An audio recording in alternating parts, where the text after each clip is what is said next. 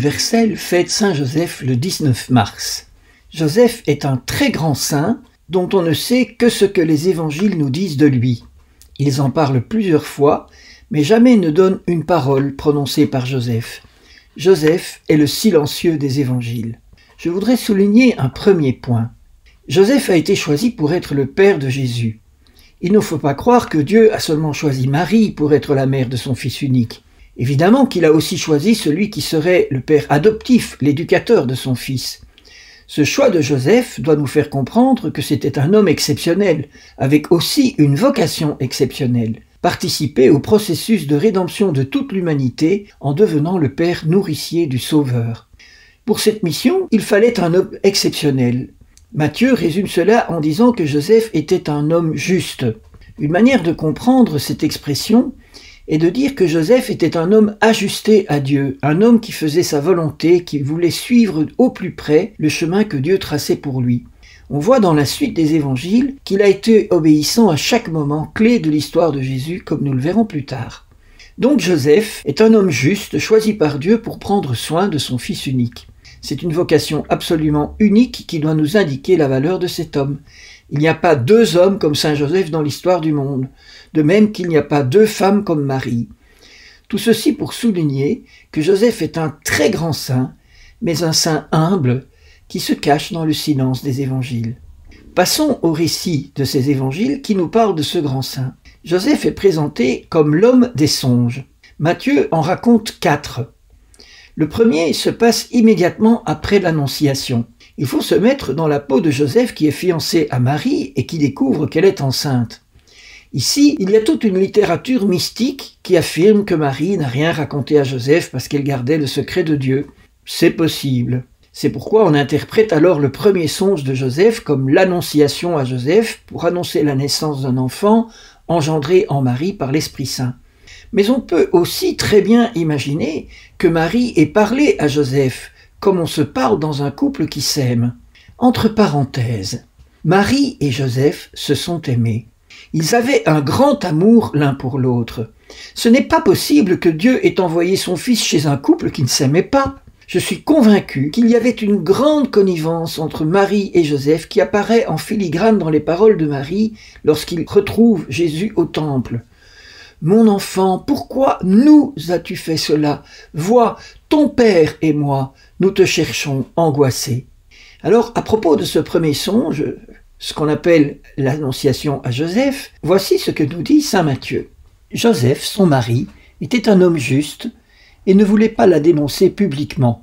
Il résolut de la répudier sans bruit.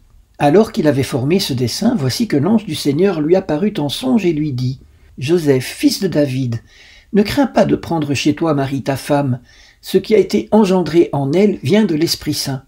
Elle enfantera un fils, et tu l'appelleras du nom de Jésus, car c'est lui qui sauvera son peuple de ses péchés. Or tout ceci advint, pour que s'accomplisse cet oracle prophétique du Seigneur, voici que la Vierge concevra et enfantera un fils, et on l'appellera du nom d'Emmanuel, ce qui se traduit Dieu avec nous. Une fois réveillé, Joseph fit comme l'ange du Seigneur lui avait prescrit, il prit chez lui sa femme, et il ne la connut pas jusqu'au jour où elle enfanta un fils, et il l'appela du nom de Jésus. Vous savez que la loi de Moïse permettait la répudiation. On peut se demander pourquoi Joseph veut-il répudier Marie?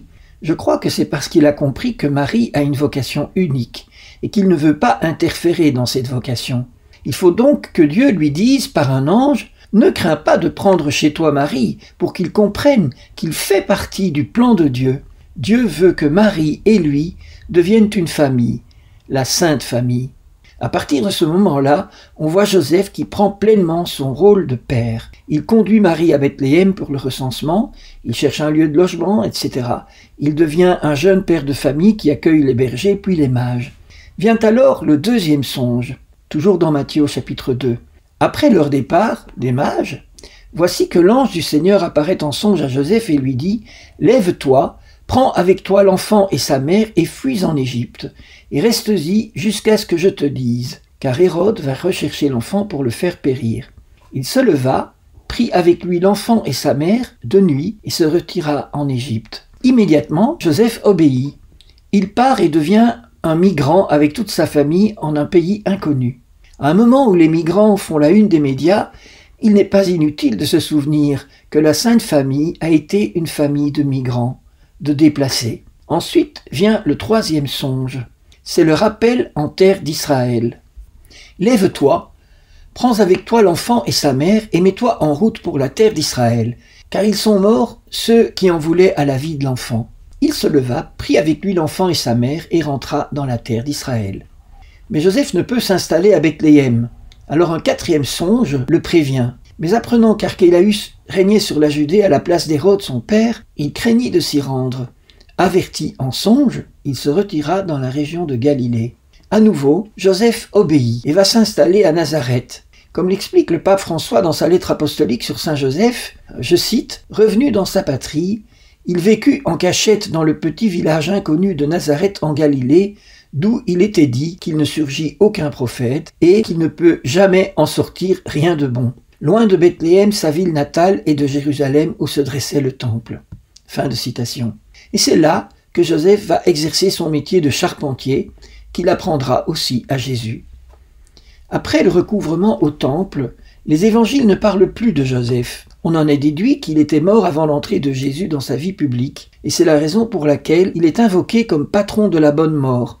En effet, on imagine qu'il a eu la grâce de mourir, accompagné par son fils Jésus, ce qui, vous êtes d'accord avec moi, est une grâce unique. Très discret pendant sa vie, Joseph a occupé une grande place dans la vie des chrétiens et de l'Église. Il a été proclamé patron de l'Église catholique par le pape Pie IX, patron des travailleurs par le pape Pie XII, gardien du Rédempteur par le pape Jean-Paul II. Le pape François l'a ajouté dans les prières eucharistiques à côté de Marie. En Italie, la fête des pères se célèbre le 19 mars. J'aime beaucoup cette coïncidence de date, qui n'est évidemment pas par hasard, et qui nous montre que Joseph est aussi le modèle des pères, et nous pouvons recourir à lui pour implorer son aide dans l'exercice de notre paternité.